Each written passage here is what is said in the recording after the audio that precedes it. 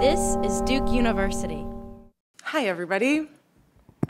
It is a huge honor to be here today, and I will not stand behind the lectern. It's a huge honor to be here today with everybody. I'm so incredibly pleased, and the work that's downstairs that many of you have seen in the gallery is the Call of Cairo. It's a photographic exhibition of images that were captured during the production of Cairo in One Breath, the film that Miriam just spoke about.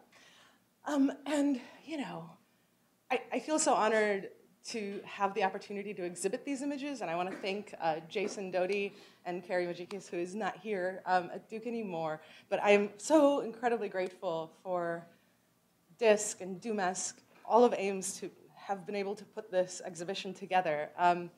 You know, I was taking images throughout the production of the film, as were other team members, and I was encouraged by many of them to take images, but I never imagined how exciting it would be to see them on the wall. So it's a huge honor. And to talk a little bit about the film premiered, as many of you know, at Full Frame Documentary Film Festival this past April. And it was one of the happiest moments of my life. And, you know, it was after, we started filming in 2009. So several production trips, and a couple years editing, and it finally culminated in this beautiful film, of which I will show 10 minutes today. But if we're talking about trajectory, first off, as Miriam said, I just completed my MFA in Experimental Documentary Arts here at Duke, and I'm honored to have gratefully earned the Certificate in Middle East Studies. And am working at the Nasher, documenting the work of actually Philadelphia artist Odili Donald Odita, who him and his team are painting 2 murals, one at the Nasher and one downtown.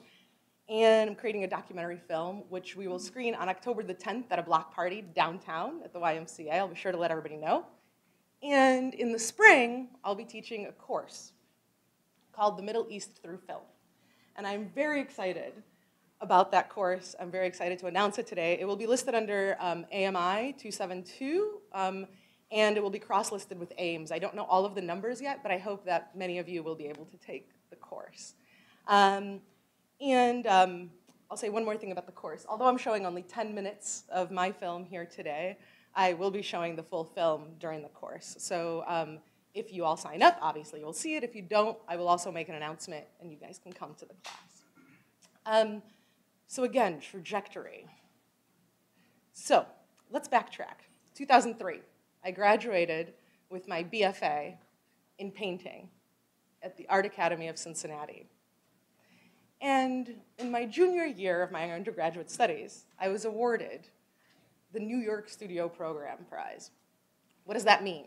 That means I get to spend a whole semester in New York making art and having a few classes.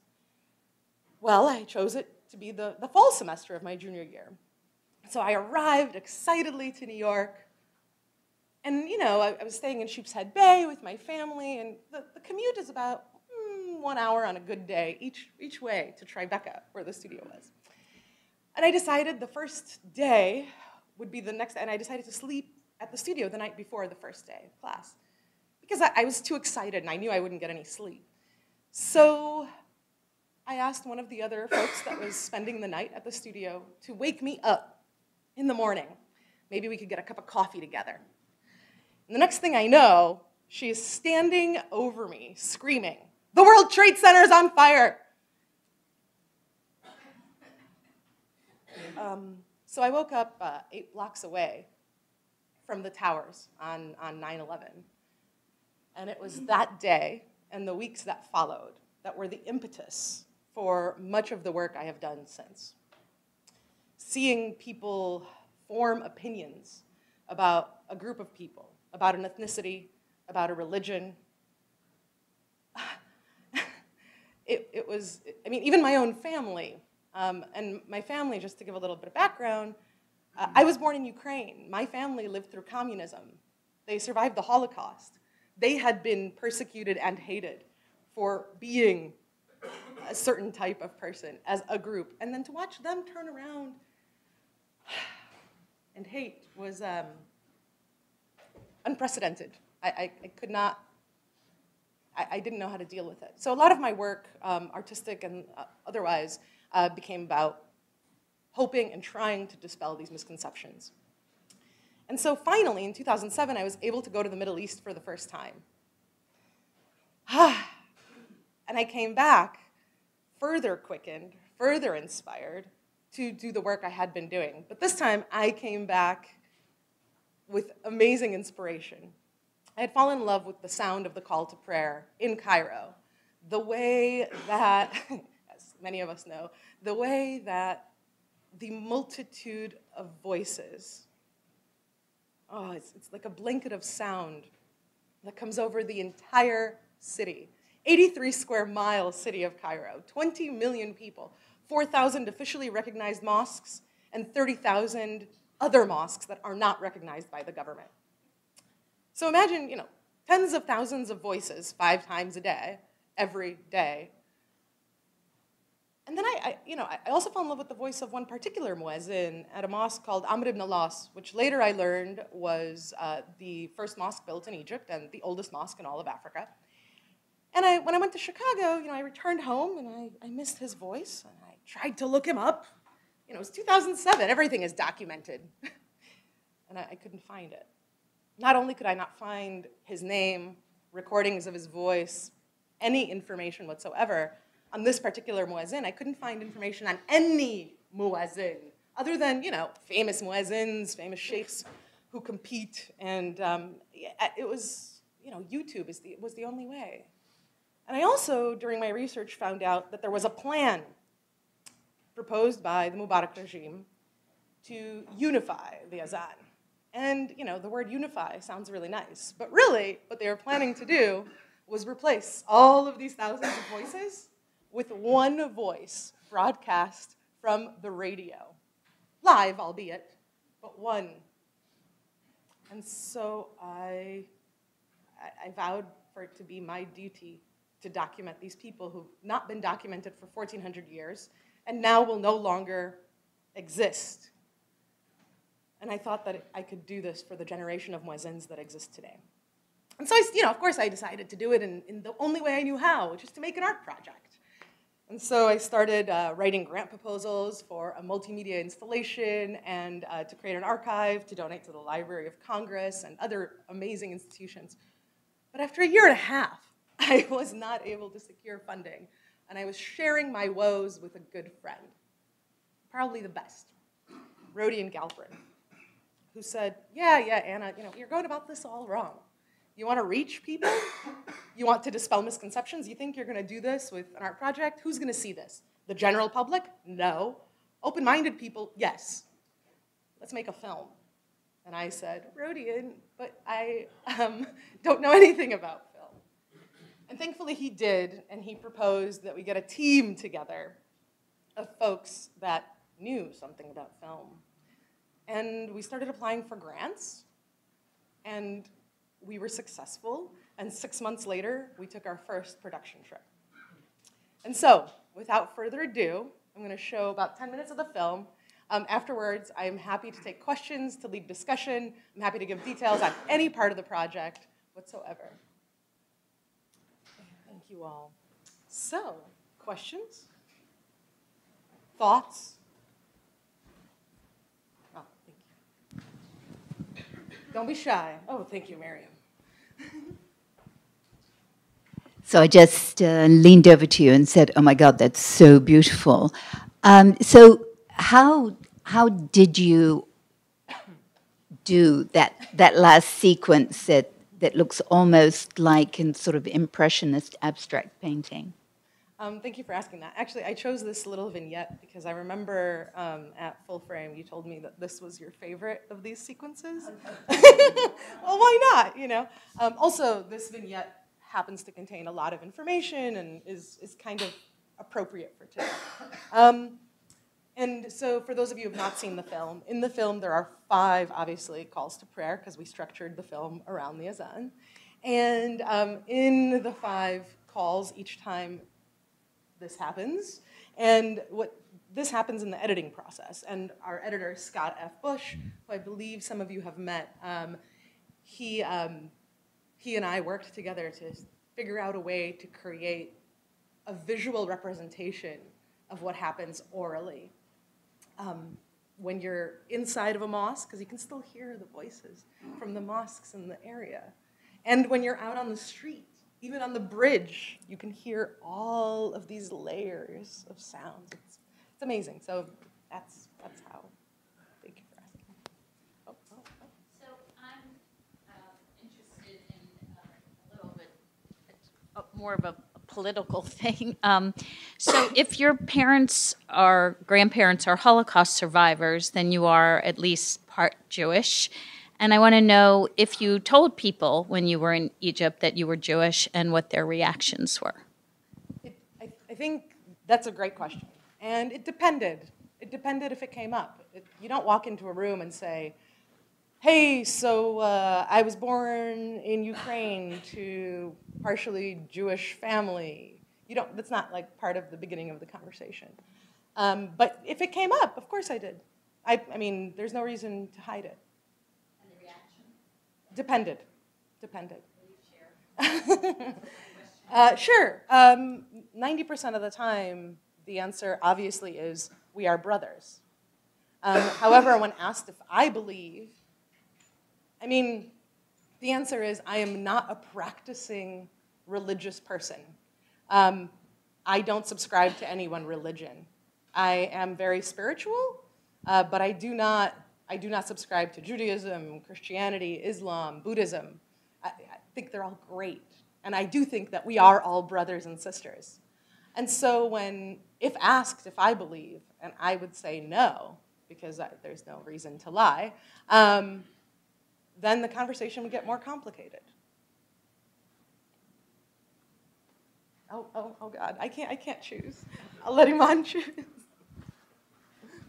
Thank you. It doesn't matter how many times I see this. Every time there's a new vignette that kind of catches my eye. So I'm actually much less interested in the question of your own ethnic and religious background, and more interested in the question of gendered access to particular spaces. In particular, I'm wondering if there was an issue, not only with which parts of the mosque you were allowed to have access to in which hours, but also the fact that many, if not most of the subjects that we see here are male, and how that relationship was negotiated, and whether you ironically actually not being quote-unquote visibly Muslim facilitated access in a way that might have been more restricted had you been a sort of visibly brown hijab-wearing woman. So I'm just kind of interested in that process. Thank you for that question, Omid. Actually, this is the direction that I take a lot of questions when I get asked, when people see the full film, people comment on why there's not more women in the film. And I actually usually take it to this direction. So thank you. I was very fortunate. And I think that when speaking with folks about what we were doing, they were really excited about the subject matter, and we got access. And a lot of the film I ended up shooting, even though as I said in the very beginning, I knew nothing about film. But it turned out that a lot of the two individuals that we took on as directors of photography couldn't make it. And a couple of the trips, I took on a male videographer for these situations. But honestly, these situations didn't occur that much. And in parts of the rest of the film, you will see footage from the mihrab. And that's me standing there with my camera. And when I go into a mosque, I am fully covered. Well, not fully covered. I'm wearing a hijab. I'm not fully covered. But I'm respectful, and I follow the rules. So, but I think what gave us access was talking about the film and why we wanted to do it and what we were going to be doing, being very transparent about the shots we needed to take, about the interviews we would be conducting. And I went back to Cairo a year ago, and I delivered DVDs of the almost finished film to all of the muezzins. So I developed very close ties. Yes, sir. Uh-oh, the microphone is coming your way. This is great to see you. I have a question about your experience in Cairo regarding the adhan. Is it a uniform recitation in terms of melody? From my knowledge, I know the Egyptian school of recitation or prayer calling is major one in the Arab world, and the other school is the Iraqi school. And we have certain melodic scales to produce the adhan. Those who cannot master this rhythm are not allowed to recite or call for the prayer. So I noticed that the Egyptian here, this is a uniform, and the muaddin is chosen according to his octave. At least he has 2 octaves. The sound pitch is very high, but we watch the muaddin, and we are very critical of his production of the adhan. He shouldn't go singing, you see. This is recitation, not singing, you see.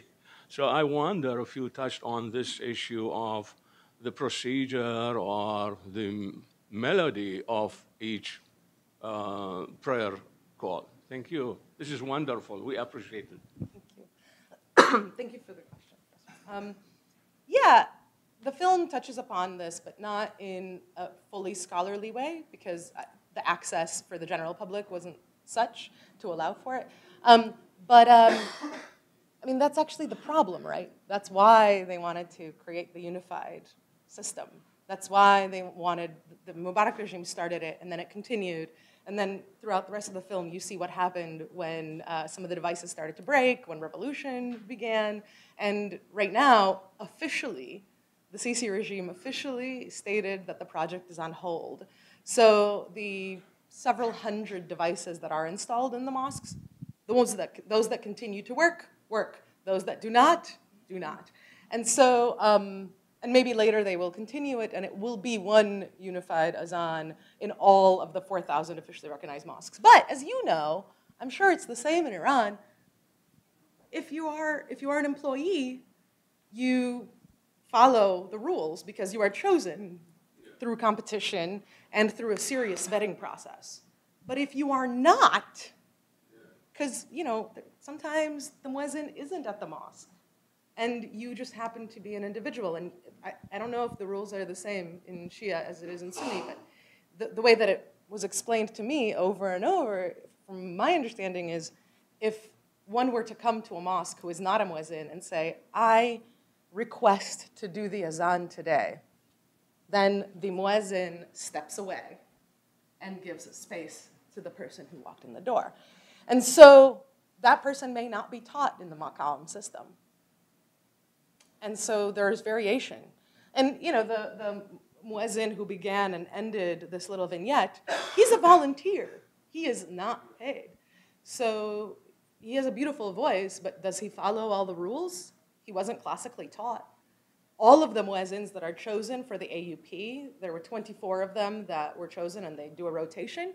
And we interview one of them in the film, and we show him reciting the azan from the radio station and from his other mosques. He has an amazing voice, and all of those 24 do, and they were all classically trained. And Sheikh Mohammed al-Maregi, the gentleman who is one of the AUP muezzins, he also does the azan at the Parliament Mosque. So, I mean, it depends. It depends. It's like anything else. Of course. Is everybody being shy again? Oh, I see. Hey, I assume you heard about the prayer is better than Facebook guy who was recently suspended. This morning. And I wondered about the issue of, I haven't seen the whole film, although I look forward to it. Wonder about the aspects of political standardization and how the film touches on that. How the regime, the Mubarak regime, or the Sisi regime, is looking to standardize and control narratives coming out of the mosque, and how that interplays with this. I'm not an expert in this, nor am I an expert in anything, but the film is about the adhan. And so the same words have to be recited in the adhan every time it is recited, which is very different than the khutbah. And so what you're talking about is the khutbah. And many countries, many cities, many villages, in many countries, right, get asked or told by their local government or by their local leader in a different fashion than government what to say during the khutbah. And in some places, it is more dangerous not to than in others. And in some places, that is not the case. And so I can't speak to that directly. I can only speak to it generally. And I also think it's a very complicated situation. But you don't think that the standardization is tied in some way to the desire to impose on that as well? No. But this is... I think it's complicated, and I mean, the film goes into it a little bit, so I think it's complicated, but I don't think that it goes in that direction. While a lot of people have had this conversation with me in this country and in Egypt, but my experience wasn't such. And, you know, speaking with the deputy minister, Salim Abdel Galil, yeah, it just wasn't, that's not the direction they were coming from. There were other things that seemed more corrupt than just the aesthetic choice, but it wasn't in that direction. Yeah.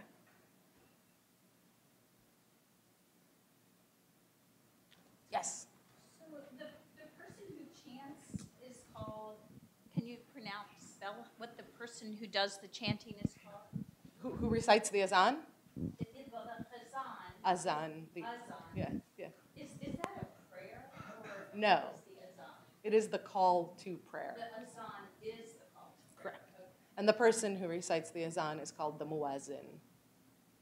Because, again, going back to a Jewish, Yiddish, Hebrew thing, in Judaism there is the chazan, and it's practical, you know, it's a very similar. What is the chazan?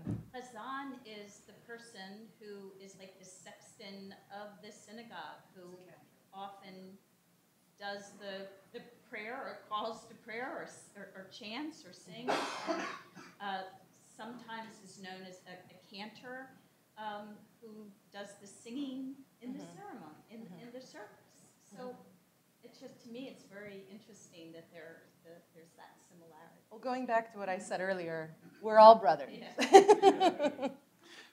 Thank you. I have a question regarding the reception of the film outside of circles like this. I know that, I mean, it was featured in full frame in April, and I don't know if you have been able to show it, I don't know, within the Muslim communities in the US, or I know that you were, distributing some DVDs down there, but you haven't had any like formal screening within the CAIRO people. That would be great to know if it's coming on. And then I also heard that there is a new app, a call for prayer for people who live out of the Muslim world. Do you know anything about it? And if it's connected somehow with this kind of mercantilization also of religion through technology? Because here we have this issue of technology. When a microphone starts appearing in a mosque, right, taking away the bodily presence of the person who is calling for prayer from the tower, then things start changing in certain directions that actually you are touching in the film. Thank you. Right.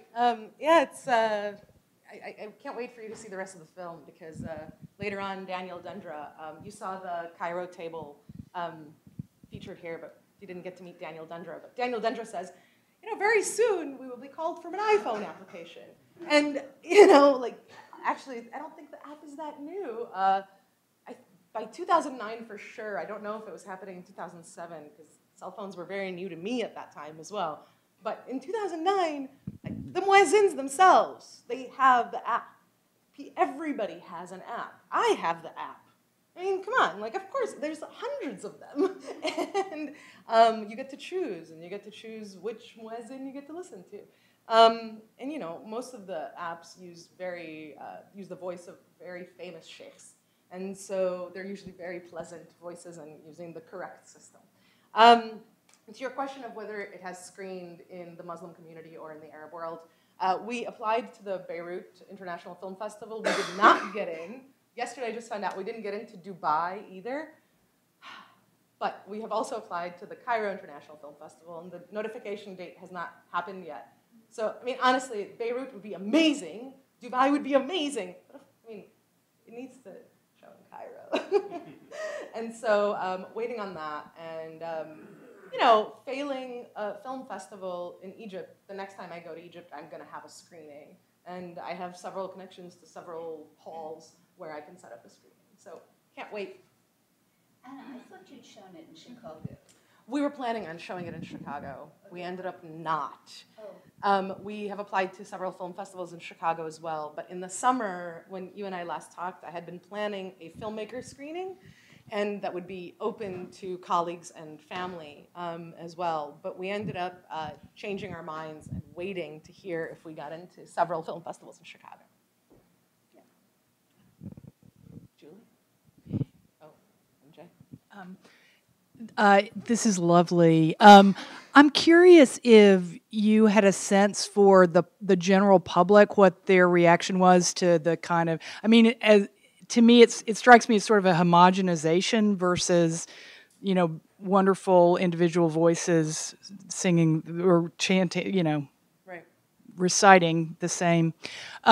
But what was did you get a sense of just general Cairo population? Is this something that they're like, finally, you know, or did they feel like we're losing some, you know, a community? Mm-hmm. Yeah, so in what we just saw, there were several individuals from the general population that spoke. Like, there was a pianist from the Cairo Symphony Orchestra. I don't think we got to meet Khalid Hafez, who is a painter, and there were two guys who are who work in a woodworking company who own it, and also a graphic designer. And you know, throughout the film, there's several. And a tent maker. Throughout the film, there are several folks that reappear and several folks that appear once that talk about their feelings. And it's very varied. It's like anything else. You know, some people feel the way that you just described, and other people live next door to a mosque where the muezzin's voice is like Henny described, rah, rah, rah, rah, you know? By the way, I love that everybody laughed so many times. I'm so happy. You know, when we're cutting the film together, like, you never know if people are gonna giggle when, you know, me and Scott giggle. But it's exciting every time the film's shown. It's so fun. Yes? Well, regarding the question about the similarity between Judaism and Islam, we have a story, you see, in 1936, Baghdad radio was opened, and the inspector of music there was a Jewish, Salman Moshe, you see, Jewish inspector. Those Muslim muaddins or prayer caller are examined and tested by the Jewish inspector, and they are not allowed to recite the adhan or the call unless they pass the examination. And he asked them, can you do this in Hijaz like Egypt is the Egyptian? And there are 4 or 5 melodies how to produce the adhan. If they fail, they cannot go to the station and recite, you see. And both adhan, and it is done from the minaret, which is menorah in Judaism, is the same light, yes. You see. So the origin is one, and I believe, like many others, that Judaism generated Christianity and Islam. Yes, I believe the same. And, you know, the Abrahamic religions have a lot in common. And also, you know, the languages are very connected. It can't help it. Yeah. I just had one more question about going back to when you were talking about possibly screening this in Cairo, just because there were some political things that were said by some of the participants in your documentary. Would it be a threat to them, and do you feel that you would feel threatened too, as so many journalists are, for speaking up about something so contentious? You know, I'm very sensitive to these things, and the opening of the film festival applications happened a long time ago, and it took me a very long time to decide to apply. And I was speaking with many advisors who are in Egypt right now, some who are here, and discussing like possibilities for danger to these guys. Like, no, I'm not worried about me. And if something were to happen to me, I'm okay with that. I'm not okay with the folks that were generous enough to allow me to film them. I don't want anything bad to happen to them. But I think that your sensitivity and mine are way too high, and I don't think that this topic is as contentious as I may imagine because I've worked on it for so many years. One more question.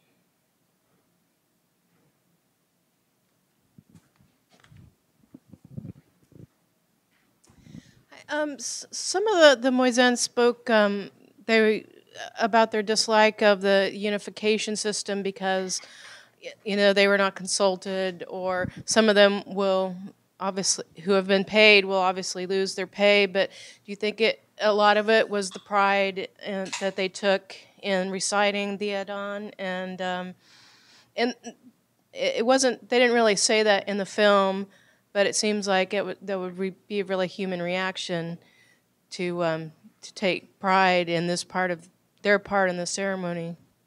Yeah, you saw Sheikh Hamed. He talked a little bit about that. He said, when they came and installed the devices, I felt like, what?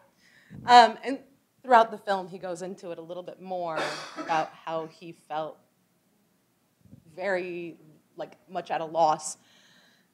And Sheikh Shaban did as well, but I don't think that it's the same for each individual. I think everybody has different reasons for why they're sad they don't get to do the Adhan anymore, or why they continue to get paid but not be a muezzin, etc. So I think it's varied. Cool. Unless there's any more burning questions, I think we're at time. And I'm very grateful to everybody for being here, and thank you so much.